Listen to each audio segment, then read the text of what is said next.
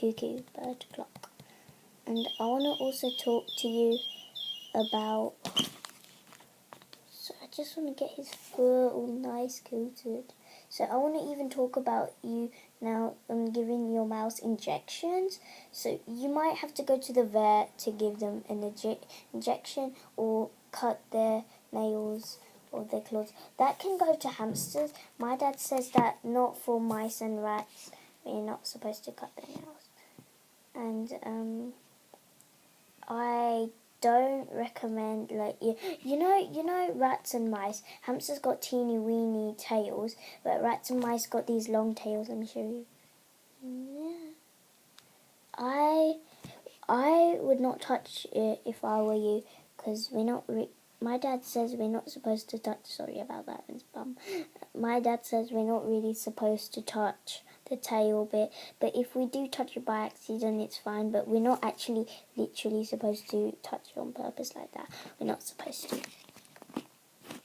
What else do you have to know? Oh, when you do get your new mouse or whatever, you do have to keep him in the cage. I want to say a boy because mine's a boy. I have to keep on saying that, but I'm just saying that he. You do have to keep him in the cage for about 2 to 3 days or 3 to 4 days. I think for me, keeping him in the cage for a week is personally best for me. Hopping Hammy also thinks that's good too. And my mum, to be honest with you, my mum hates rats, mice and hamsters. She hates little critters like these. She just does not like them literally at all. And well, I can't do any videos with my actual holding mouse and that tomorrow, because tomorrow I'm leaving on Sunday. I'm leaving tomorrow morning, maybe at 9 or 10 or 11, to my mum's friend's house in Stevenage, and we're staying there till Monday or just for a few days. We're staying there, and we're not taking my mouse with me, or we're not even, and I made him a tree out of peanut butter and his favourite food mix. My dad bought the food mix today. Sorry, it's just on my hand.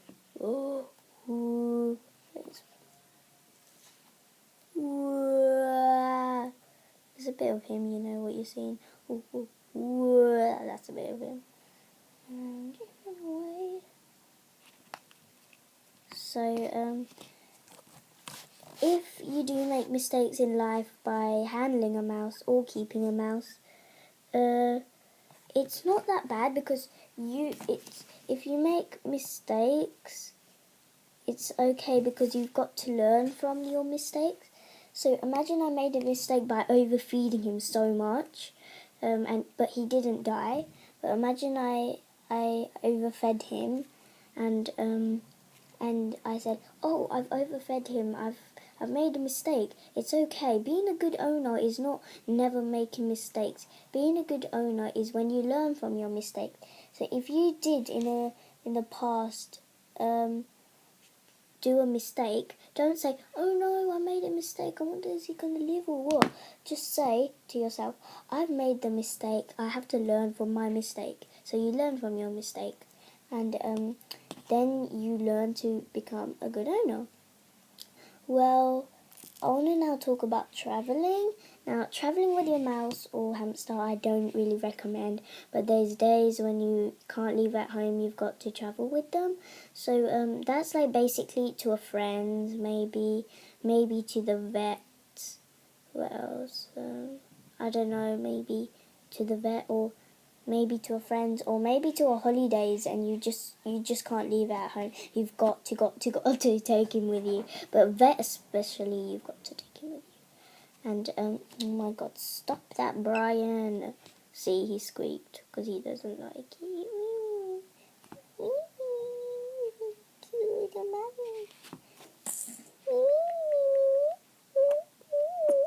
Sorry, I was just focusing and I was like, I was like focusing on him just to make sure he feels happy. So I want to tell you the story of Brian, how we got him.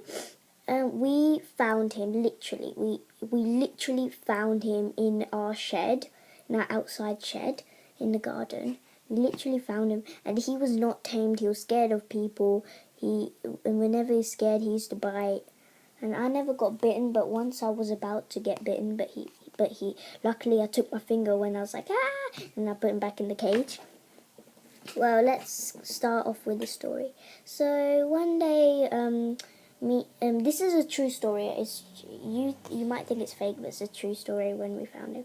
Well, one day my dad and my brother were cleaning up the shed outside, and they were cleaning it up, like using sweeping it up, and then they were taking out boxes, and they found a box, and it had a mouse in it, which was this mouse. We didn't know if it was a boy, or we didn't know what to name him. And then my dad and my brother finished tidying up and took out the mouse with my dad with his gloves, and put him in, and my brother and my dad put him in a weird box thing. Then after that, we gave him some cheese to eat, and he loved it, the cheese.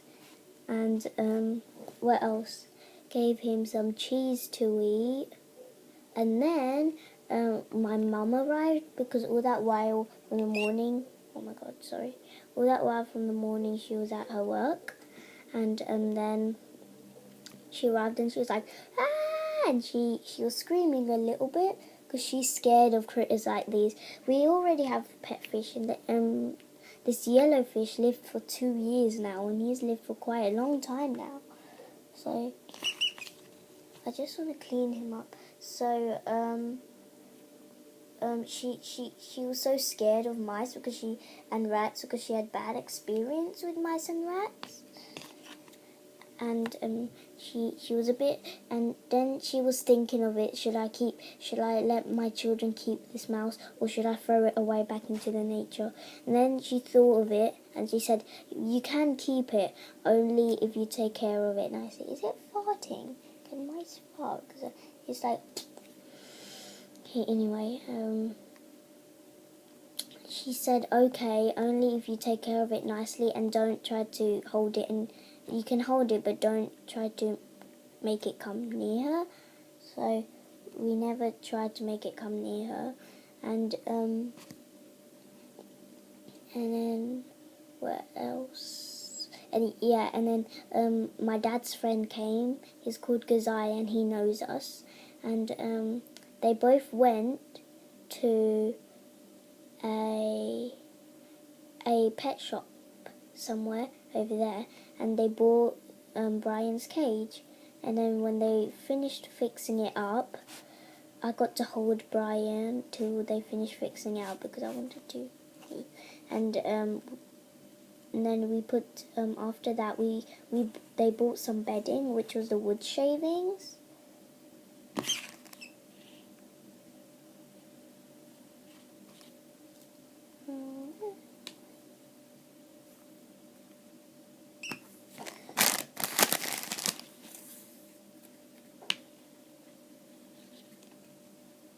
Yeah, so they bought some bedding, which was the wood shavings, and when they finished it, they put the bedding around and put some in his little house. He's got a little blue house. He usually goes in there to sleep. And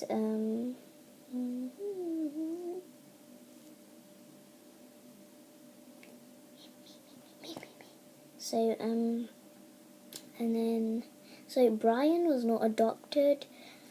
We didn't buy him, and we didn't use any live mouse traps. We literally just found him, because I think there was a hole in our storeroom outside, and I think somehow a mouse from the wild, which was Brian, came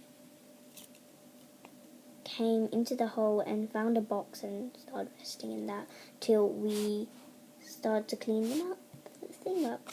Well, he smells. Yeah, it's him. Oh, maybe it's a peanut butter because I made some peanut butter treats. Okay, so what else? Yeah, so I think that's done. Wow, I've made a pet travel carrier. Well, I just wanted you to know that for some reason. Anyway, I want to adopt a hamster now, and I don't know if the hamster and mouse would be okay together because basically both of them are nocturnal. Well, I just wanted to say also to thank you for watching this video, and I hope your mouse gets tamed.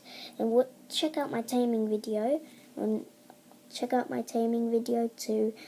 And I hope you've enjoyed. Please subscribe, comment, rate this video.